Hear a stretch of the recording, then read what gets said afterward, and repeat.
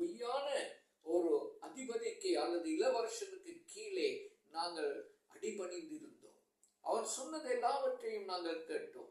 அவன் சொல்லுகிற விதமாக நாங்கள் செய்ய தொடங்கினோம். அவன் என்னத்தை எங்களுடைய மனசுல போட்டானோ அதுதான் எங்களுடைய வாழ்க்கை என்பதாக இருந்தோம். பவுல் சொல்லுகிறார், வேதம் சொல்லுகிறது, அந்த பழைய மனுஷனை களைந்து போடுங்கள், உங்களுடைய உள்ளத்துல புதிதான ஆவி உள்ளவர்களாக மெய்யான நீதியிலும் பரிசுத்தத்திலும் தேவனுடைய சாயலாக சிருஷ்டிக்கப்பட்ட ஒரு புதிய மனுஷனை நீங்க அதுதான் அதிகார மாற்றம். இப்போ உங்களுக்கு விளங்குறோம். அதிகார மாற்றம் என்று சொல்லும் பொழுது அந்த அரசாங்கத்திலே இருந்ததான நான் அதிலே இருந்து நான் விடுபட்டு இன்னொரு அரசாங்கத்தின் மனுஷனாக நான் என்னை மாற்றிக்கொண்டேன். அதிகார மாற்றம் கொண்டு இருக்க வேண்டியது அவசியம்.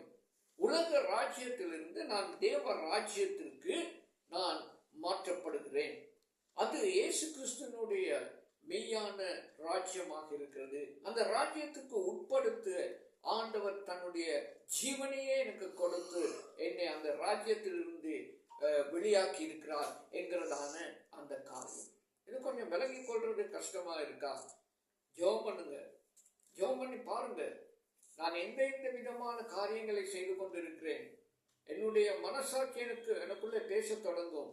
நான் யாருக்கு அடிமையாக இருந்திருக்கிறேன்? கர்த்தருக்கு விருப்பமில்லாத பல காரியங்களுடைய வாழ்க்கையிலே அந்த எபேசியர்ல வாசித்தேன் இல்லையா, 4:22 முந்தின நடக்கை.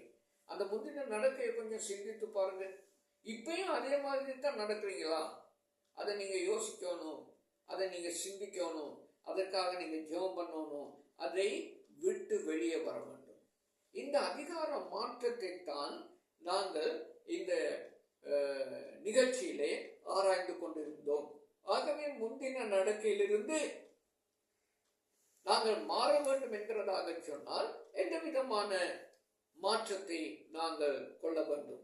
முதலாவது, தேவனோடு, எங்களுடைய பரலோக ராஜ்யத்தின் ராஜாவோடு எங்களுக்கு ஒரு புதிய உறவை நாங்கள் ஏற்படுத்திக் கொள்ள வேண்டியது அவசியமாக இருக்கிறது. கொலோசியர் 1வது அதிகாரம் 27வது வசனத்தில் நாங்கள் வாசிக்கிறோம், அந்த கிறிஸ்து ராஜாவை எங்களுடைய ஜீவியத்துக்குள்ளே அல்லது எங்களுடைய இருதயத்துக்குள்ளே வாசம் செய்ய நாங்கள் அழைத்து எங்களுடைய கதவுகளை திறந்து அந்த ராஜாவுக்கு இடம் கொடுக்கும் பொழுது என்னுடைய ஜீவியம் அவருடைய அதிகாரத்துக்கு கீழே நாங்கள் கொண்டு வரக்கூடியதாக இருக்கிறது. ஹல்லேலூயா!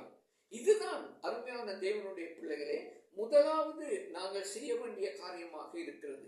அதே விதமாக எபேசியர் 1வது அதிகாரத்துல 17வது வசனத்தை நாங்கள் வாசித்து பார்த்தால் அந்த வசனம் இந்த விதமாக சொல்லுகிறதை நான் உங்களுக்கு வாசித்து காட்ட விரும்புகிறேன்.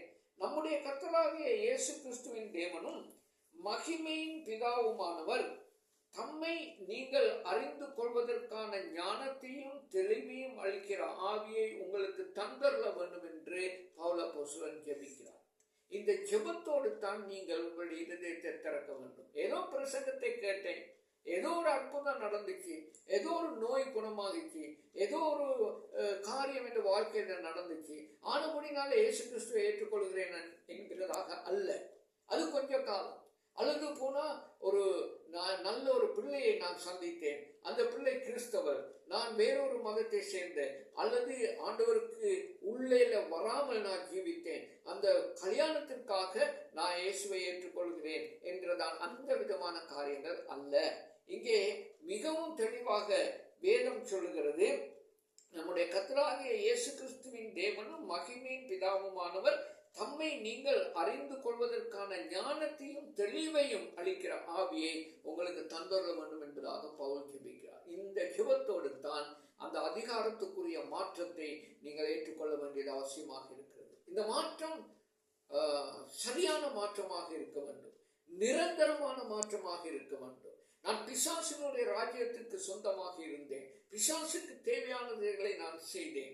ஆனாலும் இப்பொழுதோ அந்த அதிகாரத்தை நான் மாற்றி தேவராஜ்யத்துக்குரிய அதிகாரத்திற்கு கீழே நான் என்னை ஒப்புக் கொடுக்கிறேன். அதுக்கு உரியதான தெளிந்த புத்தியையும் ஞானத்தையும் கர்த்தர் எனக்கு தந்தார் என்கிறது அதுதான் சரியான சாட்சியாக மாறும். இதுதான் சரியான சாட்சி. சரியா?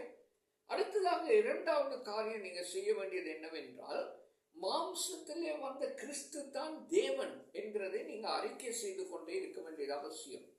இன்றைக்கு பிசாசு அதிகமான இடங்களிலே கிரியை செய்து இயேசு கிறிஸ்து ஒரு சாதாரண மனுஷன், அல்லது இயேசு கிறிஸ்து ஒரு நல்ல தீர்க்கதரிசி, அல்லது இயேசு கிறிஸ்து அற்புதங்கள் அடையாளங்களை செய்கிறவர், இயேசு கிறிஸ்து சிலுவையிலே அறையப்படவில்லை, அது ஒரு இடையனுக்கு தன்னுடைய உருவத்தை கொடுத்து மறைந்து விட்டார், இந்த விதமான பொய்யான வதந்திகளை பரப்புகிறதான அநேக பிசாசுகளின் பிள்ளைகள் தோன்றி இருக்கிறதை நாங்கள் காணக்கூடியதாக இருக்கிறது. வீடு வீடாக கதவுகளை தட்டி இயேசு கிறிஸ்து தேவன் அல்ல என்கிறதை நாங்கள் ஏற்றுக்கொள்ளத்தக்கதாக அவர்கள் வேதத்தை எடுத்து படிப்பிக்கிறார்கள். ஆனாலும் அந்த வேதம் எங்களுடைய கையிலே இருக்கிற வேதம் அல்ல. பல திருத்தங்களை மிகவும் ரகசியமாக தந்திரமாக அதற்குள்ளே செய்து இயேசு கிறிஸ்து தேவன் அல்ல என்கிறதை அவர்கள் நிரூபிக்கக்கூடியதாக இருக்கிறது. அருமையான தேவனுடைய பிள்ளைகளே,